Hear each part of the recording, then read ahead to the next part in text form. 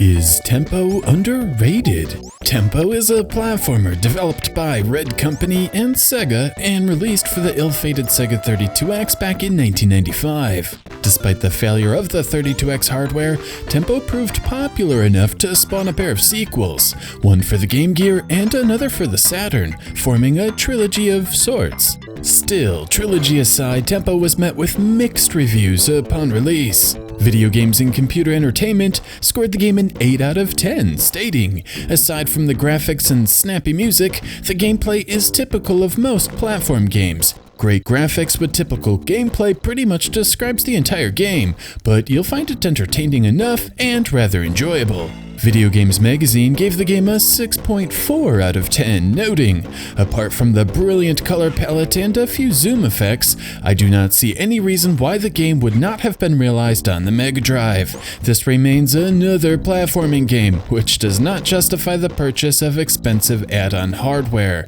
Finally, GamePlayer scored the game a 4.7 out of 10, proclaiming, "Even if this game had the best graphics and sound in the world, the tired and repetitive gameplay would still hold it back in the end." So, is Tempo really this average? Let's take a look. Tempo opens with one of the most elaborate introductions I've seen on a cartridge-based game. The opening tune features vocals along with some scratchy hip-hop infused funk. To go along with the music is plenty of sprite scaling, showing Tempo and his lady friend arriving at a large tower. Once inside, it seems Tempo is the star or contestant of a game show called The Major Minor Show.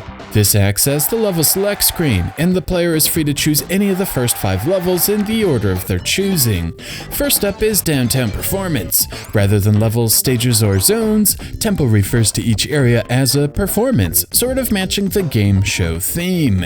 Tempo himself is a cricket, and his moveset matches what you would expect from the insect. Tempo has a massive leap, can float thanks to his wings, but his walking speed is very slow. Tempo can attack enemies by jumping on them, kicking them, as well as stun them with a projectile snap attack.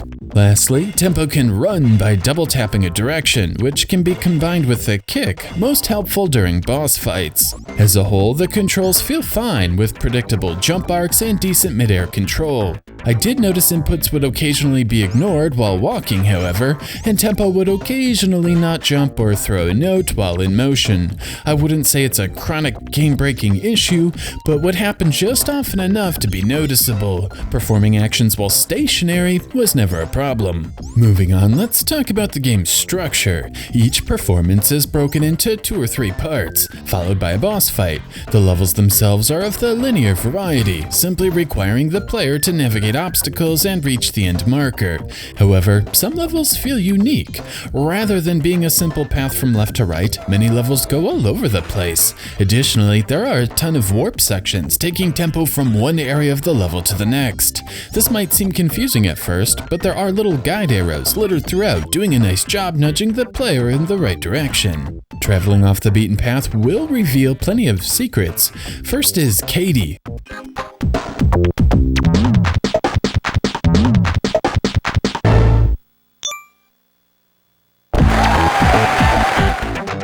Who is incredibly powerful in 2 ways.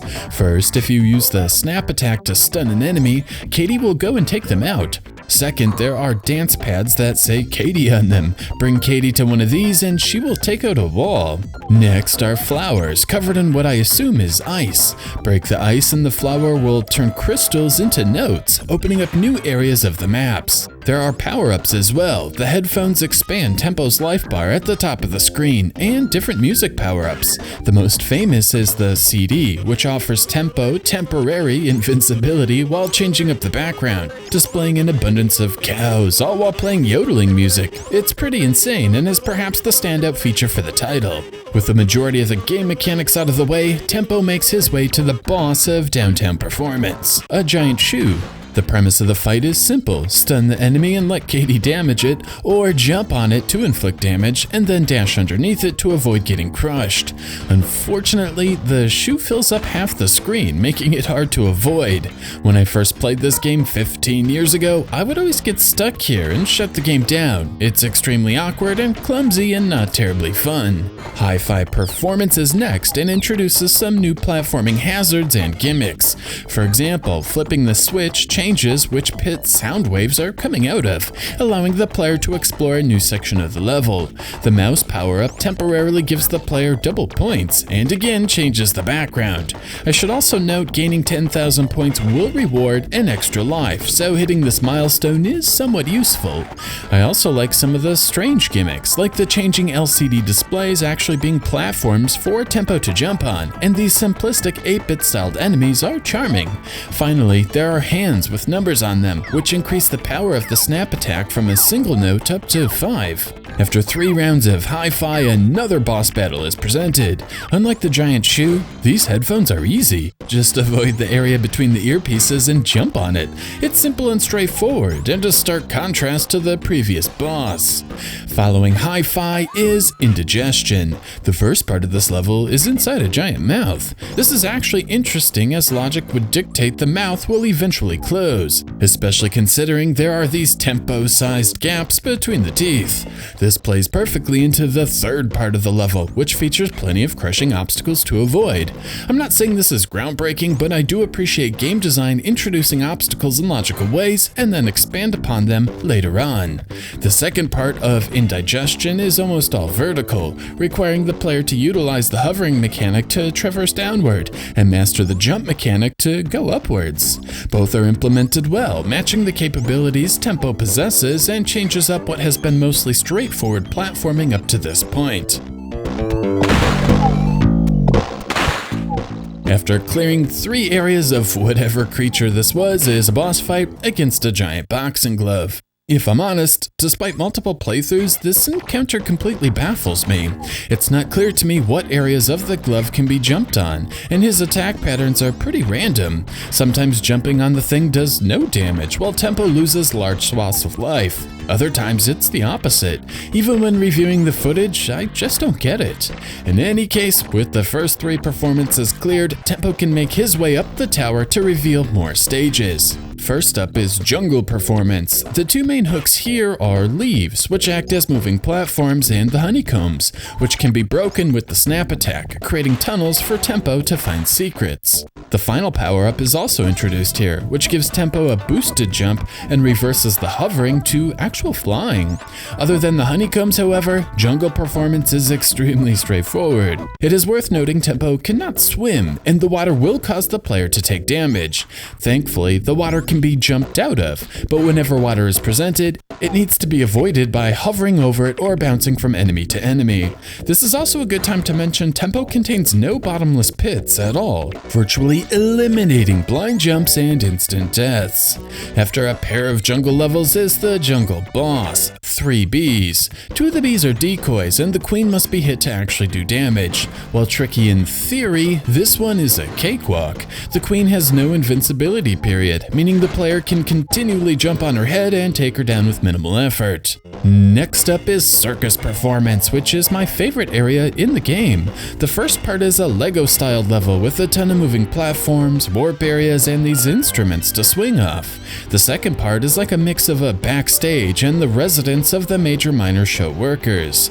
It's a sprawling area filled with chutes and ladders, and a player can either explore each and every branch or identify the quickest route to the end. I really dig how the pipes get all bent up after traveling through them, giving a visual clue to the player where they have already been. There is also a section where you take out a dozen workers while they sleep. Even more interesting is how these chandeliers will fall from the ceiling, causing the area to go dark. This little guy with a key must be defeated in order to turn the lights back on. Finally, the third part is like a construction set, where different bumpers and tight platforms are required to make it to the exit in the upper right. While the enemy placement could use some work, this is another fun level with hidden shortcuts and secret upgrades. However, for as sweet as the Circus performance levels are, the boss is terrible. Like the previous bosses, it's not clear when his invincibility periods are. He can be tough to hit thanks to strange collision issues, and worst of all, he actively seeks out the dance power-up, which causes Tempo to take damage. In order to defeat this boss, you need to already know the timing and order of the power-up drops and when to avoid attacking. It also helps to have Katie at your side, who can inflict damage to the guy during the brief stints he is actually vulnerable to the snap attack in the first place. Needless to say, expect to die here a lot, and when you run out of lives, you're forced back to the start of Circus performance. Thankfully, there is a password feature, meaning there are effectively unlimited continues, but damn, this boss is cheap and hard for all of the wrong reasons. If you have the patience or force yourself to beat games before reviewing them, you'll eventually learn the many nuances and be successful. At this point, the first 5 performances found on the stage select area have been completed, and the winter performance is thrust onto the player. The first area is a stereotypical winter level, though the ice is used sparingly, which is nice. There isn't much to the level, just a trek to the right with some cloud hopping and warping. The second area is a lot different, with giant ice blocks everywhere, candle obstacles where the flame causes damage, and some holes in the platforms revealing secret areas. It's not bad by any stretch, but neither level is overly creative. With winter performance in the rear view mirror, Tempo can make his way to the top of the level select screen to enter Final Performance. This level actually annoyed me at first.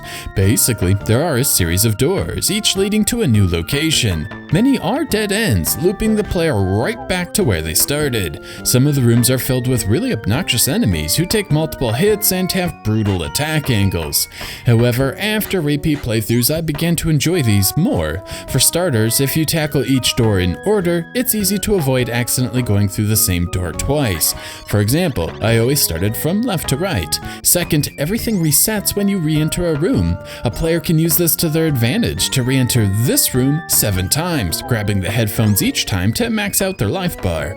Health can be replenished in another room, keeping the loop going. It's an interesting gimmick, and the first time I felt like the developers really threw a bone to observant players. After making it through a couple dozen rooms, there is a brief trip to the door leading to the final boss. My copy of Tempo seems to have a dirty pin, and the graphics are slightly corrupt here and here. And with that, we arrive at the final boss. Compared to the suspect bosses seen thus far, either being way too easy or way too asinine, the final boss is surprisingly normal. In his first phase, it's obvious a slide kick is the way to go to inflict damage. In his second form, he goes all Transformers and turns into a rampaging truck. He is immune to damage while spinning and vulnerable when not, which makes sense and properly communicates what to do to the player. It's not terribly difficult, but if I'm honest, at this point in the game, I was just relieved to be done. The final scene shows Tempo and Katie arriving to the conclusion of the game show, winning a pair of shorts for their effort. Then, of course, the credits roll. Graphically, Tempo is a stunning game. On first glance, this doesn't really appear to be doing anything beyond what might be possible on a stock Genesis or Super Nintendo. I don't notice an abnormal amount of sprites on the screen at any given time, and the color count doesn't seem unusually high. It does seem the developers did take advantage of the additional RAM, however, as the amount of animation frames found in this game is amazing. Even little stuff like the lives counter are wonderfully animated, and every enemy does a little jig when landing on a dance pad. The freaking enemies! The bosses take it one step further, performing a lengthy choreographed number when they are victorious. Tempo, of course, looks great, with a nice walking animation, spastic idle, great jumping, and plenty of one-off frames when grabbing power-ups and, of course, dancing. While Tempo looks pedestrian in screenshots, it's when the game is in motion it starts to feel like maybe the developers did take advantage of the hardware, at least beyond the token scaling and rotation found on a couple of the bosses. Artistically, Tempo looks great as well. The backgrounds look like paintings with exaggerated features and geometry that wouldn't make sense in the real world. They only scroll left and right as well, making it feel like the background of a stage. The foregrounds are far more normal, with straight edges and things that might exist in physical form on the stage. There is a nice approximation of depth as well, with an isometric art style helping platforms to feel three-dimensional, and it's always obvious what is the background and what is a platform in the foreground. There are some neat sprite effects as well, like how Tempo or Katie will turn into silhouettes behind a window or panel. Finally, I don't know how to explain the background in this hi-fi stage. It doesn't appear to be sprites, instead some sort of pixel effect like you would see in Tempest 2000. Maybe it's a simple gimmick, but it's trippy either way. Finally, the use of color is just phenomenal. This is one of the brightest, most vibrant games I've seen from this generation. The game just oozes so much style, it's hard not to enjoy the visual spectacle. Combined with the excellent animation, painting-like backgrounds, and isometric foreground, and Tempo is a visually stunning game that still looks great 20 plus years later. The music, on the other hand, is a bit more average. For a game called Tempo, one would expect the sound design to be a standout feature, but it really isn't. The sound effects are decent, with Tempo making a vinyl scratching sound when switching directions, different samples like cymbals and crowd noises playing when performing certain acts, and each note playing a different sound when touched. There are even areas where the background music will get quiet while Tempo grabs notes that reveal themselves one at a time, creating a song like Twinkle Twinkle Little Star. Sadly, it's hard to grab these consistent enough to identify the classic song being played. Still, a good effort. But the soundtrack itself is merely average.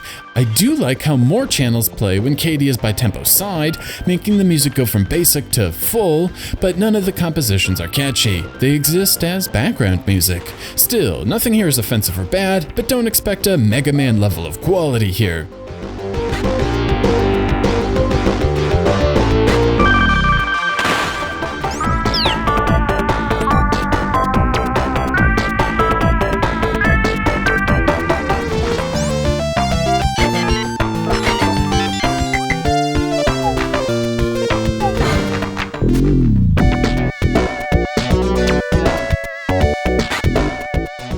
So with all of that out of the way, we arrive back to the question asked at the beginning of the video. Is Tempo underrated? Tempo is an interesting case study. The game represents the final wave of 2D platformers before the genre would make a full switch to the third dimension, along with games like the original Rayman. Not only is it special from a historical perspective, it is also special as it was released on the failed Sega 32X, meaning very few people will ever play it, as Sega has been reluctant to port their 32X offerings in the various compilations over the years.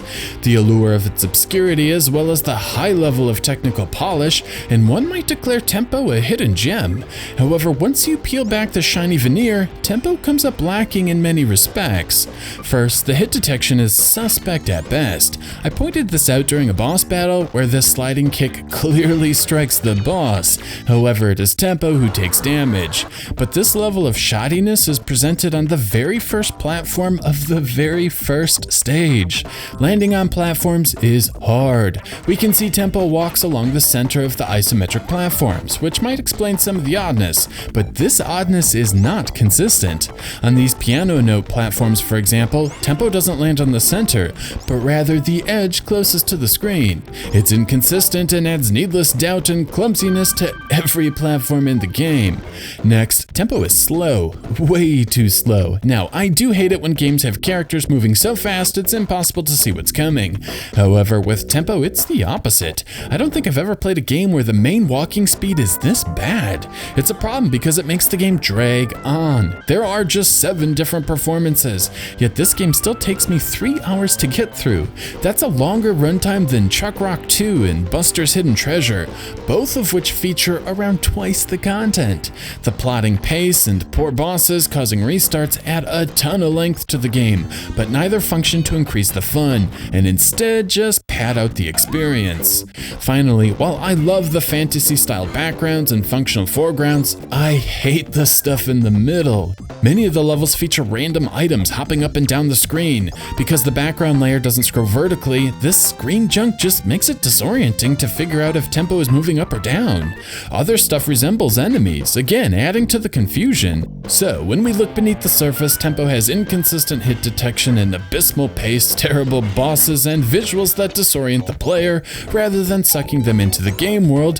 It adds up for a subpar platforming experience. Now, don't get me wrong, Tempo is not a bad game by any stretch. The level design ranges from pedestrian to really clever, and getting lost is nearly impossible. Better yet, enemies don't respawn, there are no bottomless pits, and surprise enemies are a rare occurrence.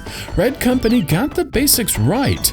I also love the Katie mechanic, as it rewards players who play cautiously or experienced players who have memorized the levels with an awesome mechanic for being successful.